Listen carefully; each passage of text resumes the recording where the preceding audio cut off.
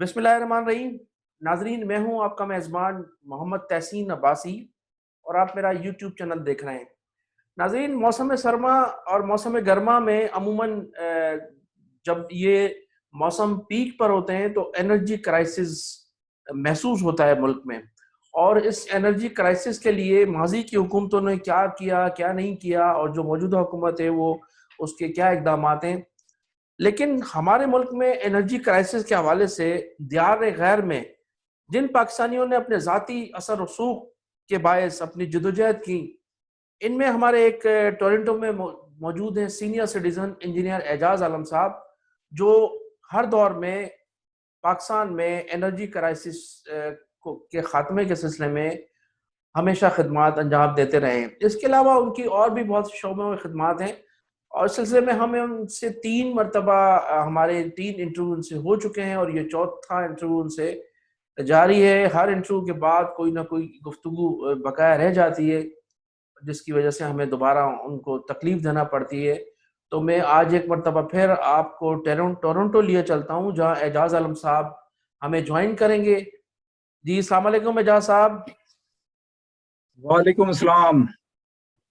एजाज आलम साहब, आपकी गुफ्तगू हमेशा अधूरी रह जाती है। आप फरमाइएगा कि इन दिनों जो हमारे मुल्क में एनर्जी क्राइसिस है, तो आप बड़ी शिद्दत से लोगों को याद आ रहे हैं। तो अब आपकी क्या प्लानिंग है, आगे आप क्या करना चाह रहे हैं? क्योंकि ये मुल्क तो सबका है, आपका भी है, और आपको इतना धुतकारा गया, लेकिन उसके बावजूद भी आप पर फर्ज तो है ना कि आप इस सिलसिले में अपनी जिद्दोजहद जारी रखें। जी एजाज साहब। अस्सलाम वालेकुम, बिस्मिल्लाहिर्रहमानिर्रहीम। सबसे पहले तो आप पूरे पाकिस्तानियों को, आपको सबको रमज़ान मुबारक, रमाडान मुबारक। खैर मुबारक सर। और ये भी हमें पता चल रहा है कि आजकल गर्मी बहुत ज़्यादा शिद्दत है और लोग किस तरीके से बिलबिला रहे हैं, ये भी हमें इंफॉर्मेशन में टोटली कीप इन टच में हूँ। जी, मुझे इतना इसलिए दुख एहसास हो रहा होता है। है कि आपको बार बार तंग किया जाए। नहीं नहीं सर, ये बात नहीं है। मुझे खुशी होगी कि आप मुझे ये काबिल समझते हैं ताकि मेरे ज़ात से कोई काम आ सके पाकिस्तान में। Then I shall be grateful. मैं अल्लाह को राजी करना चाहता हूँ, ये मेरा मिशन है। जी जी, तो फरमाइएगा। मैं आपको दो चार आज मोटी मोटी, बहुत सारे मामला तो है, टाइम कम होता है तो मैं थोड़ा मोटी मोटी बातें बताना चाह रहा हूँ, जी अगर आपकी इजाज़त हो तो। जी जी, फरमाइएगा। सबसे पहले तो ये बताना चाहता हूँ, इंशाअल्लाह ताला ये मेरा आपसे जेंटलमैन प्रॉमिस है, पाकिस्तान में जब तक एनर्जी के क्राइसिस का मैं खात्मा नहीं अल्लाह मेरे जरिए करा देगा, तब तक मैं चैन से नहीं बैठूंगा। ये मेरा आपसे जेंटलमैन प्रॉमिस, जिसमें जिसमें सक्खर बैराज के थर्मल पावर के सिलसिले में ऑलरेडी मेरी बात हो चुकी है। जो पिछले मीटिंग में हमारी बातचीत हुई थी, मैंने उनको कॉन्फिडेंस में ले लिया है। इसको इसको करना, किसी भी सूरत में करना है। उन्होंने कहा कि हाँ, गिलगित बल्तिस्तान के लिए भी मैंने थर्मल पावर के लिए इनसे कांटेक्ट किया था, तो उन्होंने उसको भी बोला कि चलो उन दोनों को भी कर लेंगे। लेकिन एजाज साहब, मुझे ये बताइएगा कि ये जो आप सखर के हवाले से बात की, ये जो ओमनी ग्रुप बैठा है पाकिस्तान पीपल्स पार्टी के पार्टनरों का, ये आपको काम करने देगा इस हवाले से? पूरी अगर दुनिया आपकी जानती है इजाजत, ओमनी ओमनी ग्रुप तो आसिफ जरदारी का ग्रुप है, और उसने ही पावर प्लांट लगाए नूरियाबाद में और मुख्तलिफ जगहों पर। वो रुकावट नहीं बनेगा? सर, ओमनी ग्रुप के हवाले से मैं पूरा एक प्रोग्राम अगर देंगे तो मैं उसके ऊपर पूरा डिटेल बता पाऊंगा। जी अगर जी। उनके ऊपर अभी बात कर लूँ ना, मेरा सारा ये पॉइंट्स रह जाएंगे जो मैं ऑलरेडी लगा के बैठा हूँ, जिसके ऊपर डिस्कस करना था। तो वो हरगिज आड़े नहीं आएंगे। इसकी वजह है, इसके लिए मुझे फिर 10-15 मिनट बताना पड़ेगा किस वजह से। वो जो भी है, जैसे भी है, जिसके लिए पाकिस्तान के लिए नैब में मतलब है क्या है, मगर मैं बताऊंगा जो बातें, तो आपके होश ठिकाने आ जाएंगे पूरे पाकिस्तानी की। अच्छा, ये बातें तो ऐसी थी, ये है, उसके ऊपर हम बाद में बात करेंगे प्लीज, क्योंकि मेरे ये पॉइंट्स रह जाएंगे। प्लीज, कभी आड़े नहीं आएंगे। मेरा आपसे, मैं राइटिंग अंडरटेकिंग भेज दूं आपको, कभी आड़े नहीं आएंगे। इसकी वजह है, उसके लिए आपको 10-15 मिनट मुझे देना पड़ेगा। फिर मैं उनके ऊपर तफसीली बताऊंगा कि ओमनी ग्रुप क्या है और अनवर मजीद क्या है, उनका क्या मिशन था, मेरे साथ उनका क्या मामला थे, मैं बताऊंगा। आप हैरान हो जाएंगे सर। प्लीज, तो अभी मैं दूसरी तीसरी बात कर लूं प्लीज। जी जी, फरमाइएगा। सबसे पहले तो सर, आपका प्रोग्राम मैंने देखा, आप वाकई रियली बहुत मुहब्बे वतन इंसान है। आप बहुत ही, आपकी डीप सोच है। मैं आपको सैल्यूट करता हूँ, माशाल्लाह, गुड। तो आपने FATF के ऊपर बड़ा अच्छा आपने प्रोग्राम किया था। FATF को आपने आम आदमी को नहीं पता है, कि वो कहते हैं यार ये क्या FATF है। आपने पूरा ब्रीफिंग दिया कि क्या है, किस वजह से पाकिस्तान आज प्रॉब्लम में है, क्या है, ग्रे लिस्ट में, ब्लैक लिस्ट में, सारा डिटेल बताया। ये तो एक साजिश के तहत पाकिस्तान को FATF में डाला गया, क्योंकि और किसी तरीके से इसको डिस्ट्रॉय तो कर नहीं सकते हैं। तो पूरी जो इनकी जो दुश्मन ममालिक है, जो मैं बताना नहीं चाहता, सबको पता पाकिस्तान के कौन दुश्मन है। वो चाहते हैं कि बस किसी तरीके से ये मुल्क तबाह बर्बाद लेकिन हो। एजाज साहब, आज एक बड़ी बैड न्यूज है। बरतानिया ने हमें हाई रिस्क लिस्ट में डाल दिया है। हाई रिस्क लिस्ट जो है, जिसमें जिनके ममालिक में हमें शामिल कर दिया है। इसके लिए मैं एक ही बात कहूंगा सर, घर के भेदी लंका ढाए। बस आप समझ जाए सर, समझने वाले समझ, घर के भेदी लंका ढाए। अगर जब तक ये इंटरनल मामला जो है ना सर, आप बाहर के दुश्मन की बात करते हैं, सबसे बड़े दुश्मन तो इंटरनल है सर। और इंटरनल दुश्मन बहुत ही डेंजरस होता है सर। बंगाल कैसे अलग हुआ है, इंटरनली ऑपोजिशन थी तो अलग हो गया। एक मिसाल है, बंगाल को देख ले आप।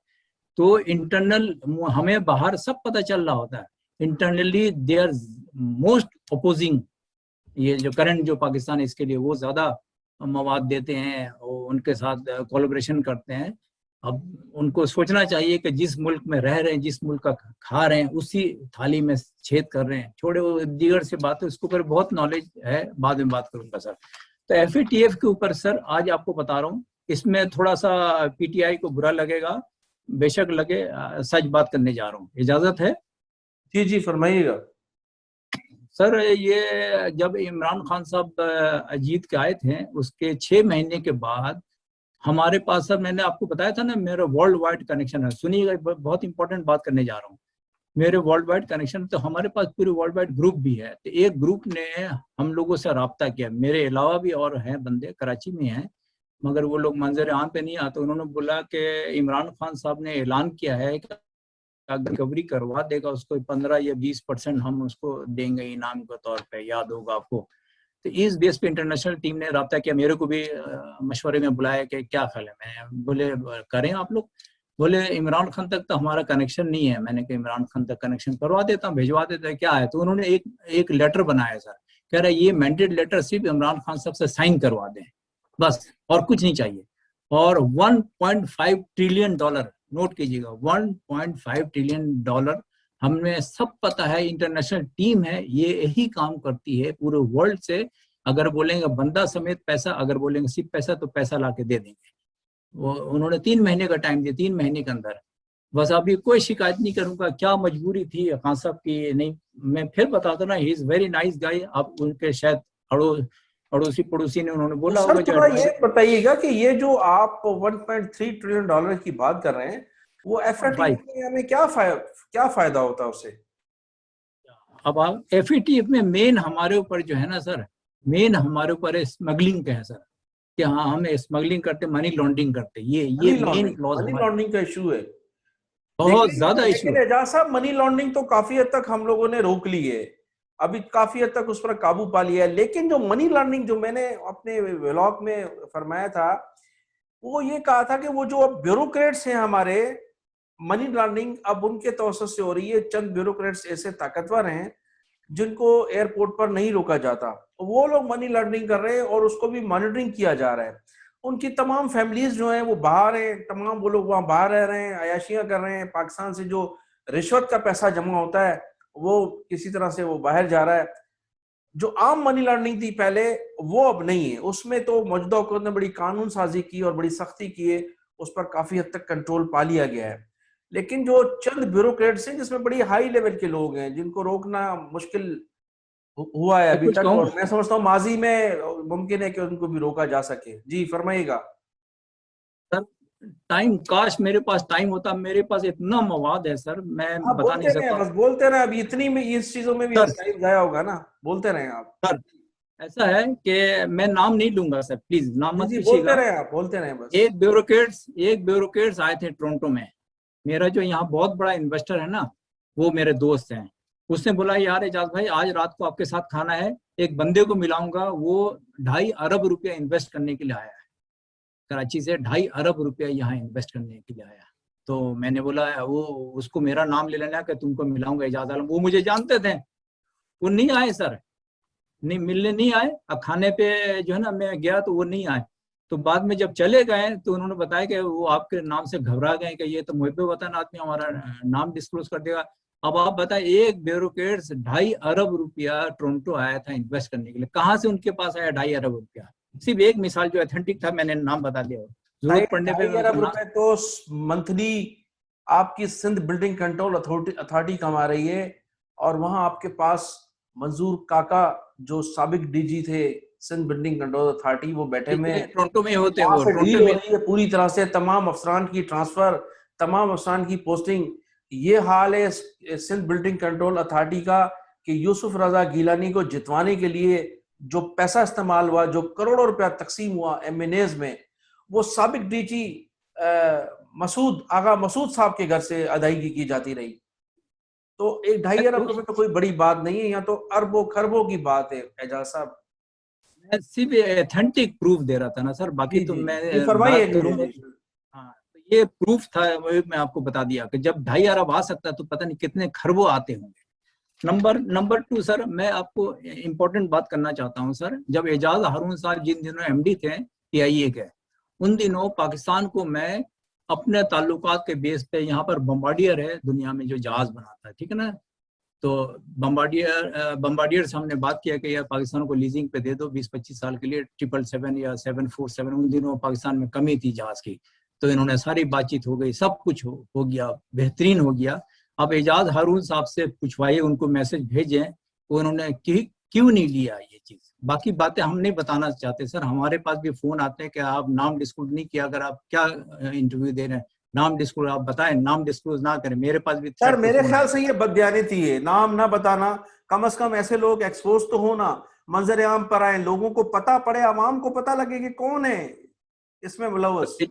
एजाज हारून साहब से जाके पूछे ना सर कि वो किस वजह से उन्होंने नहीं वो किया। तो नहीं बताएंगे ना, कम से कम आपके इल्म में, आप मुहिब्बुल वतन है, आप तो उनको बताएं, उनका ऐसे लोगों का पर्दा चाक करें, उन लोगों को सामने लेकर आएं आवाम के। उन्होंने बोला $1 मिलियन दुबई के बैंक में पहले डालें, पहला, तब जाकर आपको ये डील थ्रो कराएंगे। तो मैंने बोला नहीं, बाहर वाले तो पैसा नहीं देते, वही वाली बात जो बार बार कहता हूँ कि वो तो लीगल पैसा जो है वो देते, उस वजह से वो डील नहीं हुई। दूसरी बात एक और कहना चाह रहा हूँ सर, मैं ये बातें आपसे करता है क्या, इसलिए करता हूँ कि जब हम जैसे एक सिंपल आदमी जब मुल्क के लिए इतना फाइट कर सकता है, तो हर बंदा कर सकता है। पाकिस्तान में काफी टैलेंट है, यंगस्टर अच्छे पढ़े लिखे, वो सबको इनकरेज करने के लिए मैं कहता हर इंडिविजुअल बंदा अपने लेवल पे ट्राई करे to do something for Pakistan. मैं एवॉक्स तैयारा, याद होगा डिग रोड में 2 अटैक होकर एवॉक्स तैयारा को तबाह कर दिया था, डिग रोड बेस पे, याद होगा आपको, चंद साल पहले। तो उसके लिए एयर वाइस मार्शल आए थे, उनके साथ मैंने कोऑर्डिनेट कराया था बम्बार्डियर को। उन्होंने बोला कि अमेरिका तो मना किया हुआ, हम तुमको कोई जहाज नहीं देंगे, तो इनके साथ भी वो डील बना दिया था, ठीक है, बेहतरीन। वहां कोई किकबैक का कोई चक्कर नहीं था। एयर वाइस मार्शल बिल्कुल सेटिस्फाई होके गए थे। पाकिस्तान में जाके बात किया होगा डिफेंस सेक्रेटरी, डिफेंस मिनिस्टर से, क्या हुआ नहीं हुआ उसके ऊपर। मगर इसमें भी एक छोटा सा इंसान, मैंने मुहब्बे वतन होने के नाते से इसमें भी इन्वॉल्व हुआ, not to take any credit. मैं कह रहा हूँ हर बंदा कर सकता है, हर गट्स है। देखिए आप आज बैठ के कि किस लेवल के काम आप में गट्स, करेज है, अल्लाह का खौफ है तो करे ना, हर शख्स कर सकता है। तीसरी बात ये कह रहा हूँ सर कि आपको पता होगा 2001 में श्री जीना में बहुत ज्यादा कॉन्फ्लिक्ट हुआ था सर। सारे रेंजर पुलिस एक तरफ, श्री जीना के एसोसिएशन, ट्रक एसोसिएशन एक तरफ, 37,000 ट्रक उधर खड़े होते थे। तो गवर्नमेंट ने कहा था भाई यहाँ ट्रक खड़ा करते हैं, खुदा ना खासा कोई आग वाग लग गया, वहां पर रिजर्व टैंक है, सारा केमाड़ी जल के तबाह हो जाएगा, आप लोग यहाँ से शिफ्ट हो जाए, 10-10 कर पूरा डिफेंस था, पूरा डिफेंस जल जाता सर, पूरा सर। तो उसके ऊपर उस वक्त मैं चीफ कोऑर्डिनेटर था। मैं सलाम करता हूँ शोएब सिद्दीकी साहब को, उस DC थे। उन्होंने बोला एजाज साहब आप चीफ कोऑर्डिनेटर, आप जाकर पब्लिक लेवल पे जाकर उन लोगों से बात करिए कि क्या कर रहे हैं, क्या चाहते हैं। उनको जब जुल्फिकार बाद में जगह वगह दे दिया गया है तो उस पर साइन में एग्रीमेंट करें, बल्कि इनका जो जगह यहाँ पर शॉप है ना, उसके ऑल्टरनेट में उनको जगह दे दिया जाएगा सब कुछ। तो ये उनको कहा गया, ठीक है सर, एक सेकंड, ये उनको कहा गया। तो उसके बाद 4 दिन 4 रातें सर मैंने कैसे उनके साथ, मैं इंडिविजुअल छोटा सा आदमी सर, दस्ती साहब गवाह है, SSP दस्ती उस वक्त थे, वहां पे उन्होंने बोला देखिए जा साहब आप अंदर जा रहे हो, रात को 1:30 बजे मैंने एंट्री लेकिन लिया था। आप जुल्फकाराबाद का जो बस टर्मिनल की बात कर रहे हैं उसमें तो बड़े पैमाने पे करप्शन है। 1000 से जायद जो प्लॉट हैं या जो जिन जिन लोगों को दिए गए हैं वो तो सब, उनका तो ताल्लुक ही नहीं है ट्रक ओनर एसोसिएशन से या उनसे, ये उनकी तो कोई गाड़ियां ही नहीं है। एक बहुत बड़ा उसमें जो है वो करप्शन है, बड़ी जो है फर्जी लोगों की अलॉटमेंट है। उस पर मैं काफी काम कर रहा हूँ, आपको मैं बहुत कुछ बताऊंगा। और उसमें मिनिस्टर की सतह पर, सेक्रेटरी लेवल की सतह पर जो भी मिनिस्टर सेक्रेटरी आया उसने अपने लोगों को वहां नवाजा है, और वहां जो है जिन लोगों का हक बनता था उनको तो वो दिया ही नहीं गया है। उस पे नहीं जा रहा हूँ, मैंने 2001 की बात कर रहा हूँ। 2001 में जब ये कॉन्फ्लिक्ट हुआ था, जिसमें मेरा भी सिग्नेचर है, सबका सिग्नेचर है, फिर वो एग्री कर गए थे, शिफ्ट हो गए थे, जेल से भी उनके बंदे छुड़वाए थे, उन्होंने बोला चलो हमारा बंदे छुड़वाओ सारा। उस वक्त की बात करो, बाद में क्या हुआ नहीं हुआ आई डोंट नो, मगर उस वक्त अल्लाह के हुक्म से। कहने का मतलब ये तहसीन भाई कि हर इंडिविजुअल बंदा चाहे ना तो हर लेवल पे हर कुछ कर सकता है। ये मैं बार बार सबको इनकरेज करो, every Pakistani they are talented, मुहब्बे वतन है, सब चाहे, सब इंडिविजुअल बेस पे बहुत कुछ कर सकते हैं। तो ये मैंने करके दिया। दूसरी बात, एक लास्ट सवाल अगर आपकी इजाजत हो प्लीज। जी मैं जी रमजान मुबारक में आपके तवज्जुह से मैं 22 करोड़ अवाम से एक दुआ लेना चाहता हूँ प्लीज।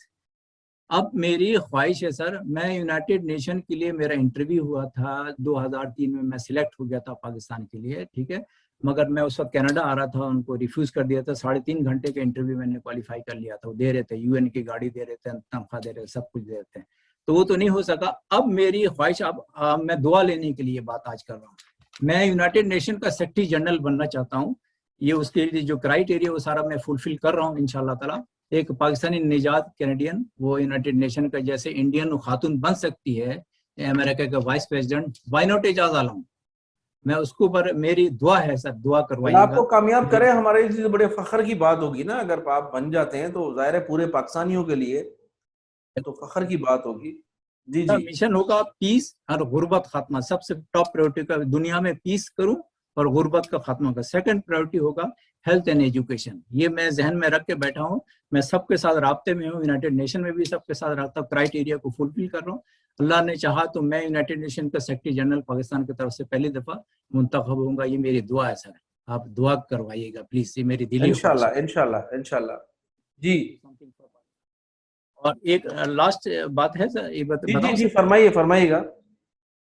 सर ये आपको पता होगा सर, ये बिन कासिम पार्क है ना सर, क्लिफ्टन में बिन कासिम पार्क, जी जी जी उसके साथ रोड है, फिर रोड के साइड में इधर ऊंट ऊंट बंधे होते थे जी हाँ 2001 में। जी हाँ जी हाँ। हाँ, वहां से मैं गुजरता था, मैंने बोला ये अच्छा स्पेस है यार, लोगों के लिए कोई एक अच्छा सा पार्क होना चाहिए। तो आज बीच पार्क नाम से मशहूर है, बीच पार्क। वो बीच पार्क जब मैं बनवा रहा था सर, मैं केडीए से गाड़ी वाड़ी लेकर हल चलवा रहा था, ये चलवा ट्रैक्टर चलवा रहा था, तो लोग कह रहे थे इसको क्या बनाओगे, मैंने कहा बीच पार्क। वो हंस रहे थे। आज देखे अल्हम्दुलिल्लाह, आप जाके देखे बीच पार्क। मगर मैंने कोई अपना तख्ती नहीं लगवाया, मैं तो सिर्फ अल्लाह को राजी करता हूँ कि मेरे अल्लाह राजी हो जाए मैं जो जो काम कर रहा हूँ। बस ये सारी चीजें हैं। बाकी मैं एक लास्ट में एक एजाज अच्छी साहब, बता दूं। तख्ती तो बस कबर पर लगनी चाहिए, बाकी तख्तियों का कुछ नहीं होता। तख्तियां अब तो मेरा बस कुछ, कबर पर लगनी चाहिए पहचान के लिए, बाकी इन बस तख्तियों से मेरा, कुछ नहीं होता। अल्लाह की रजा के लिए काम करना चाहिए। Right, you are right. एक लास्ट एक अच्छी खबर सुना दूं, अगर 1 मिनट टाइम है तो। सर 1 मिनट है आपके पास, जरा जल्दी जल्दी बस फरमाइएगा। 1 मिनट में ये बताना चाह रहा हूँ सर, मुझे किसी ने बोला कि यार ये आप गवर्नमेंट को दे रहे हो, सिंध को दे रहे हो, सिंध गवर्नमेंट इसको इसको एनर्जी सेक्टर, क्यों ना आप ऐसा अरेंजमेंट कर दो जैसे इजी लोन था ना, इस तरह इजी लोन करके गरीबों के घर में सर लाइटिंग का अरेंजमेंट करवा दो, कोई ऐसा सिस्टम बना दो। तो उसको मैं वर्किंग कर रहा हूँ, थोड़ा सा अल्लाह आपको मेच्योर हो कामयाब जाएगा करे ईद सर, के बाद। ईद अल्लाह के ताला बाद आपको आपको अच्छी कामयाब खबर करे। सुनाऊंगा। बहुत शुक्रिया एजाज साहब। ये कनाडा के शहर टोरंटो से एजाज आलम साहब थे, जो जो पाकिस्तान के लिए मुख्तलिफ शोबों में अपनी जदोजहद कर रहे हैं, और किसी हद तक वो कामयाब भी हुए। लेकिन उन्हें जब हुकूमत की जानिब से सपोर्ट नहीं मिली और उन्हें उन्हें रिस्पॉन्स नहीं मिला तो वापस चले गए। लेकिन वहाँ अमेरिका में बैठकर भी उनकी जदोजहद और उनके जो कारनामे हैं वो काबिल सताइश हैं। मैं इन्हीं अल्फाजों के साथ आपसे इजाज़त चाहूँगा कि आप मेरे चैनल को सब्सक्राइब भी कीजिएगा और कमेंट सेक्शन में जाकर अपनी राय का इज़हार भी कीजिएगा। पाकिस्तान जिंदाबाद।